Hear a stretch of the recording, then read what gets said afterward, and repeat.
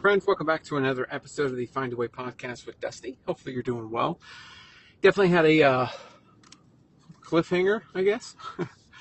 I think towards the end of that last episode, I was really just kind of on this tangent of how I've safeguarded myself to position myself for progressing on this journey.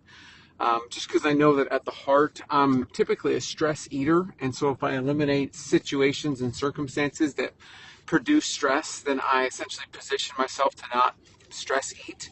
And I think that's an entirely long and difficult process to work through, just because you're the fabric of what you've learned and what you know is this certain thing, and then you have to completely revamp it. That's why the weight loss journey isn't like this singular moment of like A to B, but it's a bunch of A, B, C, D, start off back at B, and then start at C, and then start back at A at sometimes. Like there's levels to this journey. And for myself, when I was talking about the last episode, I was like, hey, I don't remember what I was going into. Essentially, my mindset of what I posted on Monday, that no one's coming for you, that you're responsible for putting in the work.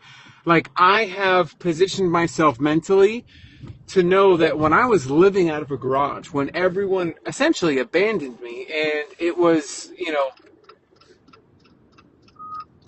people could care less what was going on in my life because of false pretenses. It's like, well, if you're not going to be there when times are worst, then I've got to look out for myself. Like, I've got to take care of me. I've got to prioritize me.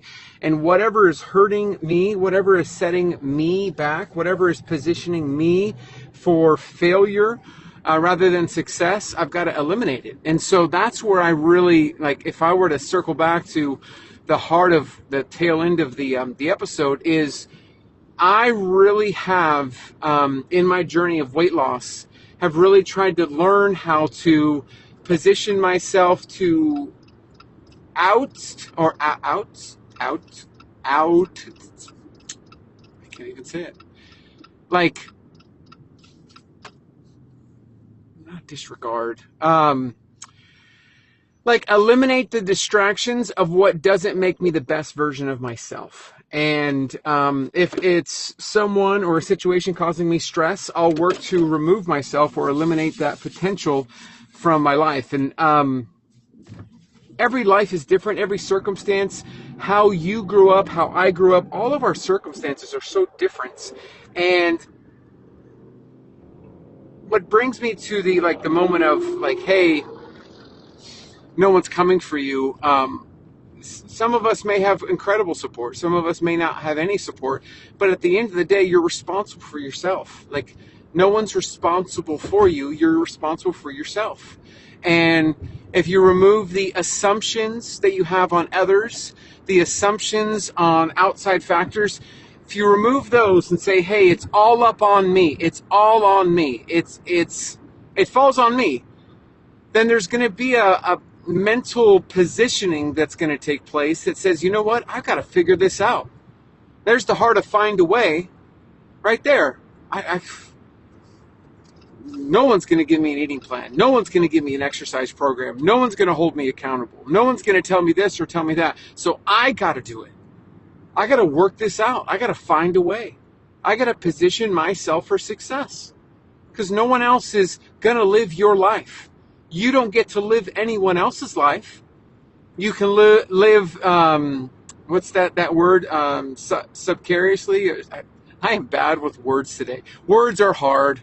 Oh gosh, I want to say it, and you're probably saying it to me. I'm living vicariously there. I thought it was with a C. If you could be living vicariously through someone else on social, but at the end of the day, no one can live your life. You can't live anyone else's life. You can try to replicate it, but you can't. And so what positions you for success? What positions you to remove the failure factors in your life? And that's where it really came as far as the heart of that prior episode. There are family members in my life that just are a cause of undue, unneeded, unrequested, unwanted stress. And so I will just keep them at a arm's distance. I'll be very mindful and very careful on who I, let close, just because it's not a necessity that I be friends or be, happy-go-lucky with everybody. Like, I've got to make sure that my mental health is in a good space so that I can move forward. And I can absolutely build bridges and build partnerships and friendships, but you've got to be very careful with who you let close, because not everybody has good intentions. Some are not living the life that they want to live or are not living up to, and so they will get close to you. So to find the flaws in yours, highlight the flaws in yours, so that way they feel better about theirs. I mean, there's just so many different factors, but I think the kind of the heart and the real speaking moment to this is the weight loss journey isn't linear. It isn't just this straight A to B. It's complex. It's all over the place. It's up and down, and seasons come, seasons go. You just got, it's almost like you've got to have this, I think, and you maybe have never seen this movie. Don't say go watch this, but remember when I was a kid, I watched a movie from Jean-Claude Van Damme called Bloodsport. And he essentially trained to compete in this karate Muay Thai tournament called the, what is it called?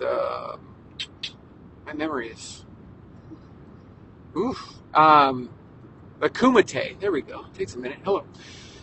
So essentially he's training for it. Well, eventually the things that were very hard for him to endure in the very beginning of training, he was doing with he was holding with a straight face. Like, imagine him trying to tense his stomach and prepare for a punch. In the very beginning, it was very weak. Somebody would punch and he'd be out of breath. It would hurt. And then I think at the end of the movie, he's like, they're back and forth punching his gut. And it's like, he's got that straight face like it's nothing. And it's like, that's really how we have to be on the weight loss and the health journey. We have to be able to withstand the punches of life, the punches of things that come after us and that come for us, and just have a straight face to say, this isn't going to affect me. I still have a mission, I still have a goal, and I'm still going to move forward with it. And punches can come in all different shapes and sizes, but we have to be able to be trained to withstand those punches, to be stronger. Because, I've said it before, that the things that I deal with or have, like, say, good example, balancing the health journey with kids, with a mortgage, with a marriage. I mean, all of these things, I didn't have those when I started the weight loss journey. So could I have been successful? I don't know. I'll never know, because I'm not in that situation. But I have to think that it's a lot harder now these days than it has been before. And so knowing that it's harder now, I have to consider that when, I'm thinking about the punches of life. I've got to be prepared for the punches to come and be strong enough to withstand them and to push through. You got to be able to get that firm,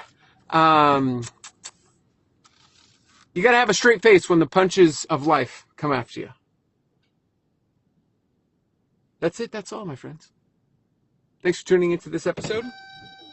As you can hear, it's a night, so it takes 9 minutes for me to get home. There we go. All right, everybody. Have a great rest of your week. I'll talk to you soon.